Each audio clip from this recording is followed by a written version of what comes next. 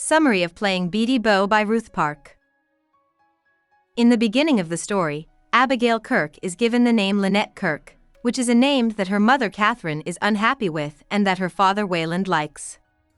After Abigail's father leaves their family to marry a younger woman, Abigail gives up her name and picks Abigail instead, because she thinks Lynette sounds like a witch's name. Even though he left 4 years ago, Abigail and her mother are still living in a modern, high-rise apartment building that Wayland built. Abigail is a 14-year-old girl who is a thin, plain girl who is intelligent but reserved. She is also a very much alone person. She thinks she has an empty place inside her, but she doesn't know what made it or what could fill it. Her next-door friend Justine Crown's kids, Vincent and Natalie, often ask her to watch them.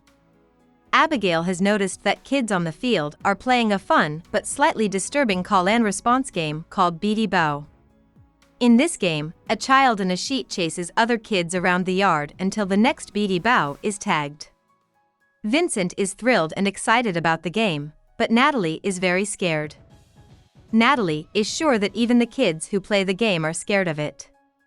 She says that the only person who isn't bothered by the strange routine is a little furry girl that she often sees watching from a corner of the playground. Abigail takes some crochet from the Crown family's trash bag one night while she is sewing with Natalie. She thinks it would make a great neck for a green dress she is working on. Wayland wants the three of them to live together as a family again and has offered to move Kathy and Abigail to Norway to live with him while he takes a design course. Kathy tells Abigail that she has been seeing Wayland behind her back. Abigail is furious because she can't believe her mother would let Wayland back into their lives. Her mother reassures her that love is strong and that Abigail will not understand it until she feels it for herself. After a fight with her mom one night, Abigail goes to the playground. It's getting dark, the air is cold, and there's the little furry girl in the corner again. The little girl gets scared when Abigail approaches and runs away. As the town square clock strikes 6, Abigail follows the little girl down the twisting streets of the neighborhood. When Abigail comes out of an alley, she sees horse-drawn wagons, candlelit lamps, and people dressed in strange ways. She has gone back in time. In the children's game, the little furry girl is Beatie Bow, and she and her family take Abigail in. There's the kind granny, who thinks Abigail is the mysterious stranger who will save the Bow family's gift, the sweet, lame girl Dovey, the strong young sailor Judah, the sick child Gibby, and finally, Samuel Bow, the children's father, who has violent flashbacks of his traumatic time fighting in the Crimean War and lashes out. It's 1873. Abigail is worried that she will never get back to her own time, but she quickly learns that she has only gone many years forward in time and not very far into space. She is now almost in her own backyard.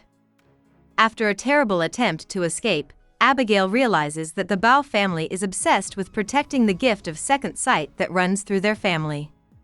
They won't let her go until she saves the 4 Bow children and fulfills her mysterious duty, but no one can tell what kind of heroism she will show.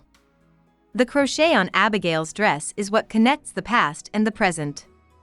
Granny and Dovey have made a plan for a project like this but haven't done it yet because they know that's how she got back in time.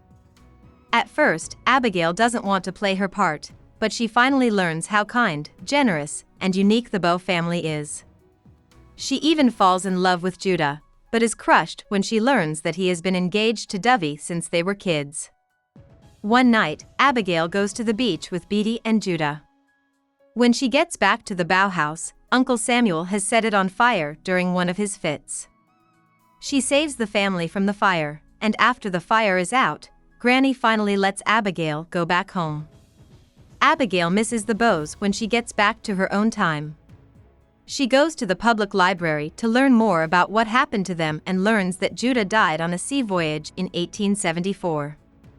Abigail tries to use the magical crochet to go back to Victorian times and warn the Bows, but she can't. 4 years have passed since the beginning of the story. Abigail is almost 18 years old and lives with her parents abroad.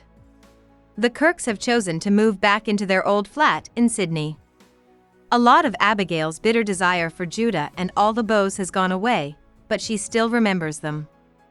Abigail chooses to visit her next-door neighbors, the Crowns. The Crowns are still living in their apartment, and they are all very happy to see her. Natalie just got back from shopping for her 8th birthday, and she is so excited to show Abigail her uncle Robert Bow, who is Justine's brother. Abigail is shocked to see that Robert looks just like Judah.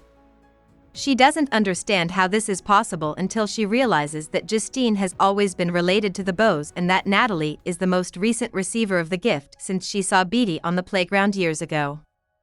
Robert meets Abigail with a friendly smile, as if they've known each other for years. He is just as surprised by how he reacts to her as she is. Robert asks Abigail if he can talk to her, and she says yes. That weekend, Robert and Abigail are going to read through Robert and Justine's family Bible, and Abigail makes fun of Robert by says she used to know some Bows. On that Saturday, Robert and Abigail read the Bible and look at the tree. She figures out that sick Gibby, not Judah or even Dovey, is the one who passed on the family line and the gift. Beatie was put in charge of a very good school in Sydney. Abigail is so sad that she starts crying, and Robert wipes her tears away with a kiss. He trusts her when she tells him the whole story of her time with the Bows. Abigail understands that time is not a black hole, but a river that flows the same water from its source to the sea. Catherine walks into the kitchen and asks Abigail and Robert what they're up to. Abigail tells Catherine in a sneaky way that they are playing Beatie Bow. About the author. Ruth Park was born in New Zealand. Ruth worked hard to get a good education even though her family moved around a lot. She went to St. Benedict's College and Auckland University and then worked as a contributor and editor for the children's sections of several big New Zealand newspapers. She moved to Australia in 1942 and married another writer, Darcy Nyland. In the late 1940s, she started writing novels, starting with The Harp in the South, which was a groundbreaking first book that showed the harsh reality of life in Sydney's poorest areas. Park wrote many books for adults, a series of memoirs, and a huge number of radio plays. But at some point in her work, she started writing mostly for kids. Themes in her books for young people include longing, how hard it is to fit in, and the journey of finding one's place in the world. Hope we summarized it fully and you liked it.